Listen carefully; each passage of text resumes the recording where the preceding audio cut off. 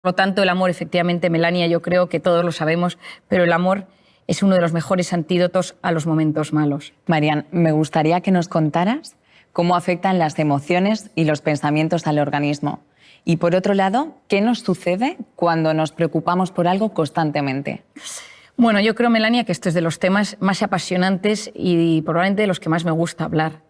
Cuando yo estudié medicina, yo vengo de una familia de psiquiatras. Mi abuelo era psiquiatra, mi padre es psiquiatra, tengo una tía psiquiatra, un primo psiquiatra y tengo mi hermana es psicóloga, es decir, vivo rodeado de personas que trabajan y estudian el mundo de la mente y del comportamiento.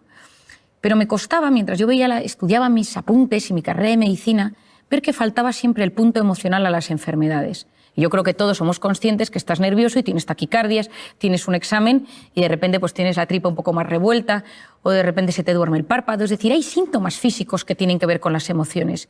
Pero ¿dónde estaba el núcleo? ¿Dónde se unía la mente y el cuerpo? Empecé a leer, empecé a investigar, empecé a tratar muchísimos pacientes y llegué como una conclusión fácil de explicar y didáctica para que todo el mundo, allá donde esté, en cualquier parte del mundo, lo pueda entender y aplicar a su propia vida. Imagínate, Melania, tú y yo estamos aquí y de repente empiezan aquí a sonar las alarmas y alguien grita fuego. Automáticamente tú y yo nos levantamos y nos ponemos nerviosas y empieza a latirnos el corazón. ¿Por qué? Porque esa señal de alerta, de amenaza, ha activado un lugar en nuestro cerebro, el hipotálamo, que lanza una señal a las glándulas suprarrenales y se activan dos hormonas, la adrenalina, conocida por todos, y el cortisol. Y automáticamente, ¿qué sucede? Que mi cerebro busca mecanismos de supervivencia, que son la lucha y la huida. Y empezamos con taquicardia, corazón me late, para llevar la sangre a los tejidos y poder luchar o correr, que es lo que hace falta. Luego empieza la taquipnea, que es esa necesidad de meter más oxígeno en el cuerpo para que mis músculos y mis células tengan más oxígeno y poder luchar. La glucosa se moviliza, las grasas se empiezan a movilizar y en este momento yo ya no puedo razonar porque estoy en un momento de alerta y la corteza prefrontal, que es la que se encarga de reflexionar, de pensar, de buscar soluciones a los problemas, de repente ya no me deja pensar tan bien. Es como que pierdo el hilo de lo que te estoy contando. El hipocampo, que es la zona de los recuerdos y donde almacenamos los datos, es hipersensible al cortisol y por lo tanto nos falla la memoria y tenemos como lagunas en lo que queremos hablar. Ese pico de cortisol va a tardar varias horas en volver a su estado original. ¿Por qué es esto tan importante, Mel? Porque ese estado de cortisol que se eleva, ese estado de cortisol va a cambiar nuestro organismo. El cortisol es una hormona cíclica. Por las noches es baja y tiene que ser bajita para que yo pueda dormir. Y a lo largo de la noche sube hasta las 8 de la mañana, más o menos, que tiene su pico más alto. Y a las 8 de la mañana vuelve a bajar para hacer frente a los desafíos del día a día. Pero ¿qué pasa si vivo preocupado por algo constantemente? Aquí entra una de las ideas más importantes que te voy a transmitir hoy. Y es que mi mente y mi cuerpo no distinguen una amenaza real de una imaginaria. Ante algo físico real que me sucede, la alarma, que me atraquen por la calle, que me llamen para decirme que mi hijo está enfermo, que me digan que mi padre está ingresado, esa activación del cerebro por algo real se produce de forma muy similar si yo estoy sentado en mi trabajo, en mi casa y empiezo a pensar, ¿y si mi hijo está en las drogas? ¿Y si no llego a fin de mes? ¿Y si me atracan por la calle? El 90% de las cosas que nos preocupan nunca jamás suceden. De hecho, es el 91,4%. Pero mi mente y mi cuerpo lo viven como si fuera real. Es decir, tanto lo que me sucede como lo que me preocupa tiene un impacto directo en mi mente. Y esto es clave.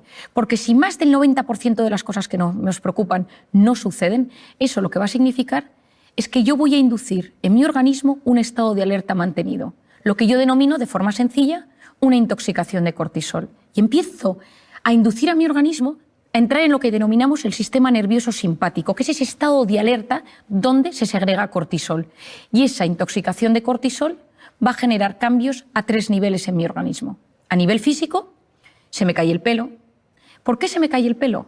Porque cuando uno está en un estado de alerta, en un estado de amenaza, es como si estuviéramos en las trincheras. Y entonces el organismo lo que busca es que los recursos del organismo se utilicen de la mejor manera posible. Entonces, si tú estás en guerra, si tú estás en una batalla, si te persiguen por la calle, pues el pelo no es un organismo primario para hacer frente a ese desafío. Y por lo tanto, de repente, empiezas a perder pelo. El cortisol inhibe la correcta recuperación del folículo piloso o de los fibroblastos en la piel y por lo tanto aparecen las temidas arrugas, las manchas, la piel cambia de color. Por otro lado, empiezas a sentir sensación de opresión en el pecho constante, falta de aire, te cuesta respirar, tienes problemas a nivel gastrointestinal, que ahora explicaré con más detalle, la musculatura la tienes tensa porque vives siempre a punto de salir corriendo o a punto de luchar. Y entonces, si de repente haces un movimiento un poco extraño, puede ser que tengas una contractura o que te quedes en el sitio o que notes que te duele todo el cuerpo, cuerpo pesado, cuerpo que te cuesta mover, te notas como más rígido.